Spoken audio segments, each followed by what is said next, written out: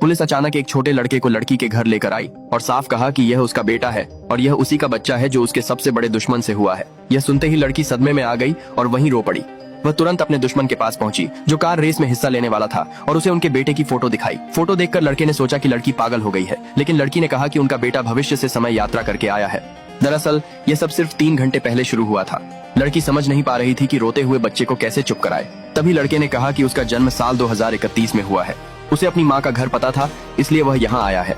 यह सुनकर लड़की हैरान रह गई कि उसका बेटा 5 साल बाद पैदा होगा, लेकिन लड़के ने विश्वास नहीं किया। उसे लगा कि लड़की ने आई से फोटो बना ली है। गुस्से में लड़की ने उसके सिर से बालों का एक गुच्छा खींच लिया और कहा कि वह अगले दिन उसके घर जरूर आए।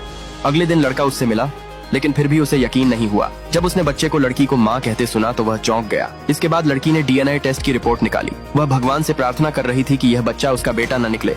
दोनों ने मिलकर रिपोर्ट खोली और यह देखकर दंग रह गए कि बच्चा सचमुच उन दोनों का ही बेटा था। इसके बाद दोनों आपस में बहस करने लगे।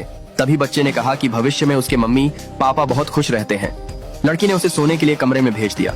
उसने सोचा कि शायद भविष्य में उनकी शादी खुशहाल नहीं होगी, इसलिए उनका बेटा समय में पीछे आकर उनके रिश्ते को बचाना चाहता है।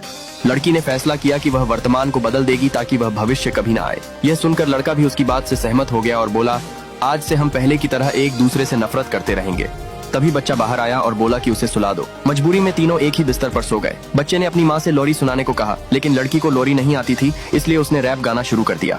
आखिर में लड़के ने प्यार से बच्चों का गीत गाया और बच्चा धीरे धीरे सो गया। कुछ ही देर में तीनों गहरी नींद में सो गए। अगली सुबह लड़का यह देखकर घबरा गया कि वह अपनी दुश्मन लड़की को बाहों में लेकर सो रहा था। जैसे ही वह चुपचाप उठकर जाने लगा, लड़की की आंख खुल गई। दोनों शर्मिंदा होकर जल्दी से बिस्तर से उठे और कमरे से बाहर निकल गए। बाद में लड़की ने उससे कहा कि कुछ समय के लिए वह उनके बेटे को अपने घर ले जाए। लड़के के पास मानने के अलावा कोई रास्ता नहीं था। इसके बाद लड़की फिर से अकेले रहने लगी। उसने अपनी सबसे अच्छी दोस्त को फोन किया और उसी रात एक पार्टी में जाने का प्लान बनाया। लेकिन जब वह पार्टी में पहुंची तो वहां अपने उसी दुश्मन को देखकर हैरान रह गई। दरअसल बेटे को सुलाने के बाद वह भी उसी पार्टी में आ गया था।